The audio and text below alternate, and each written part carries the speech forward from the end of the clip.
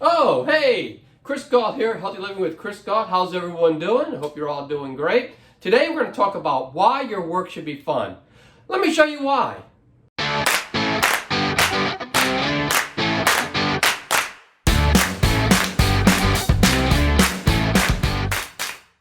Make sure you watch the full video, that way you'll get the full effect, because I'm going to go over a lot of things and they all tie together. So make sure, if you really want to get anything out of it, watch the full video and also make sure you take action, because remember Newton's law that a body at rest stays at rest and a body in motion stays in motion unless a force is acted upon it, which basically means that if you are stagnant in your life or you're going in a different direction in your life, you can't make a change to that unless you actually physically work at making a change in your life. You have to actually take action. We were brought up to think that work and play are opposites. And a couple examples over here is, if you do your homework, then you can go out and play.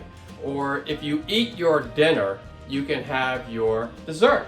So we were brought up that way, and unfortunately it's very hard to take that out of our brains when we grow up with that, and it's just instilled there, So we need to break that pattern. Work and play don't have to be opposites. In fact, you could love your work, and I'll show you how I love my work my entire life, and I'm 60 years old, so I've had a lot of different jobs and I've loved them all, but when I started not loving them, I moved on, and I'm going to talk about that. The problem is as we were growing up, we get a lot of influences, our parents, our friends, other people who come in and they tell us that you need to, it doesn't matter if you like your work or not, you do it because you get paid and you can live. And they say that that's okay, when it's really not the way to go. It's really, you should find something you love to do and then find a way to make money from that. What would you do if your work was play? Would you be more productive than you are if it's a hassle or if it's a drag? I think so.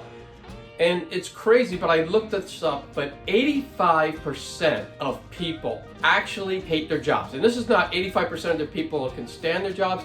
85% of the people hate their jobs. That means only 15% of the people like their jobs. And that, to me, that's not an acceptable number. It should really be the other way around, if not even better. So it should be at least 85% of the people should love their jobs. So how do we get there? I think what it is that people just have to realize that they're in control of their life, and if you have to, sometimes you have to just quit your job. And I know that's tough, and I've been in professional jobs, and I've talked to people who have been in the same job and they do it year after year after year for decades, and they hate their job, and I'm like, why don't you just quit your job? And they're like, well, I get a retirement check in 10 more years or 20 more years, and so I don't want to lose that, and it's okay, at least I get to bring home some money and I can do whatever. But they hate their job. They dread, 1/3 of their life is spent working at least, and they dread that. And that's an awful lot of life if you think about it. If you live 80 years old, think about how many years that is. Let's say 90, because the math will be easy. 30 years of your life is wasted by a job that you hate. Wouldn't it be better if you actually loved that job? Would you actually work harder on it? Would you move up? Would you make more money? I think so. When I was an accountant, at first I really didn't. When I first came out of school, I was an accountant. I got an accounting degree, and I really didn't like my job doing the accounting part that much.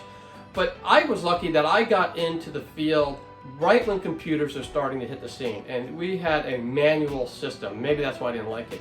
But what it allowed me to do is it allowed me to automate the system at the first place I wanted to work for. And I completely automated the system, and I'll tell you, I had a blast doing it. That I was working 60 to 70 hours, and I wasn't even being paid for it because I was a salaried person.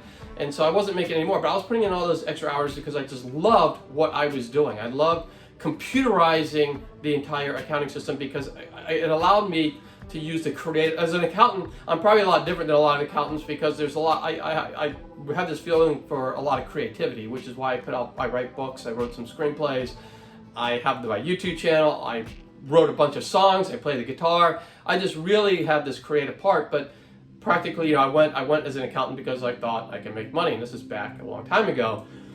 So what did I do? I kind of made the best of both worlds. One is I was able to make money, but then I actually changed my job, actually when I was in it, to be something that I liked, and that was I automated the systems. And in doing that, I was able to move on to a better job in a different place. And then I got into management. I really found that I liked management. I liked managing people and moving up that way. And I had a lot of fun. I really did have a lot of fun doing it.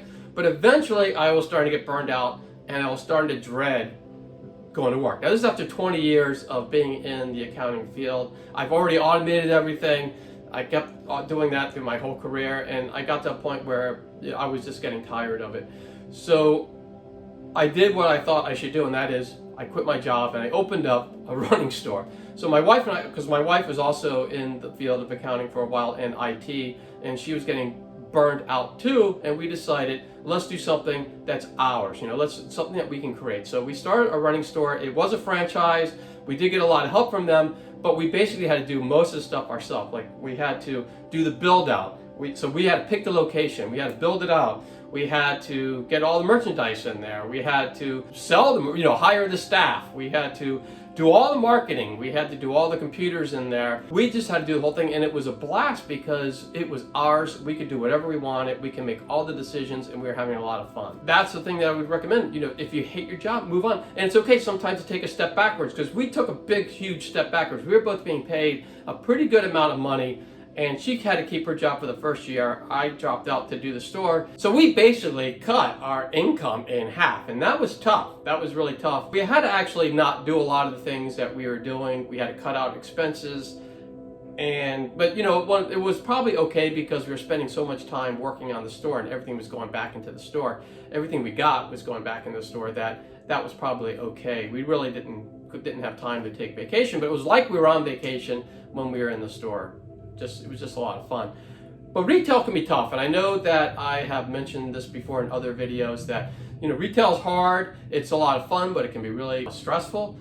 And so we had the store for about 13 years, and then we started to lose the funness of the store. And we knew that we had to get out again because we weren't having fun. And it wasn't fair for us, it wasn't fair for our staff because they noticed it, and it wasn't fair for our customers as well because we didn't have the same passion that we did when we first went in. And the store that we have is a running store. You really get tied into the community, and we were really tied into the community. When we started to pull away a little bit because we were getting burned out, that wasn't working too well. So we sold the store, and now I'm a YouTuber, and I wrote a couple of books. I got them up on Amazon, so I'm a novelist. I want to get back to doing more of that.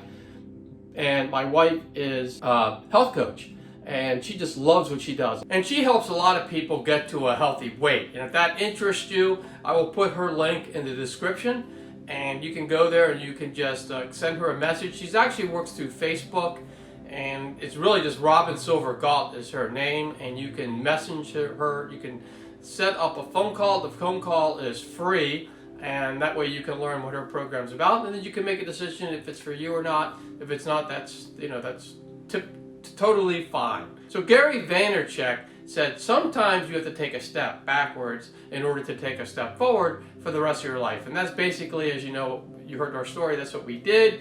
Another person that comes to mind about that is like John Grisham. Here's a guy who is a lawyer, and he basically quit his job to become a novelist. And so he wrote novels on the side, and he actually ended up becoming a very famous #1 best-selling author, and a lot of his books are actually movies now. So it actually worked out for him, but he had to take a step backwards because he quit his job to be a novelist. And at first it took a while for him to get to a point where he was successful in it, but he wasn't successful right off the bat. So it's hard, but it can be done. And as I explained, I did it my entire career, so anyone can do it. It just takes time and work. It doesn't take, anyone can do what I did, and it just takes time, patience, and the desire to go after a job that you like as opposed to a job that you don't like. And you want to be happy, and we're all responsible for our own life, and we're all responsible for our own happiness. I'm really hoping the best for everyone, that they go for it. And like I said, you only live once, so you just have to go get it. So just go get it, and you'll be happy that you did. Do what you want to do, not what somebody else wants you to do. And that's all I had for the video, and I'm just wondering if you had any other thoughts that you would like to add, or any other ways that you can help people make this decision or do what they want to do. put them in the comments below and I will meet you there. All I ask is that the comments are respectful and are uplifting, because that's what the channel is all about. It's about helping people grow and be the best versions of themselves, and it's not about bringing anyone down. So if you could do that, that would be great. And if you like the video, make sure you give it a thumbs up, because that way YouTube will push it out to other people who can benefit from it. And if you know anybody who can use healthy living videos like this one, make sure you share the video and the channel with them so they can join in all the fun. And if you haven't subscribed yet, make sure you subscribe to the channel and ring that bell notification, and that way you'll be notified every time I put out a healthy living video. And I currently will put them out every Thursday and every Sunday, so that's twice a week I put out a full-length video, and then I'll scatter in some shorts just to make it fun. So make sure that you subscribe to the channel and hit that bell notification if you haven't already. And for more tips on living a happier, healthier life, 2 videos are going to pop up any moment. You can click on any of those videos and you can continue your happy, healthy living journey. And I will see you all next time.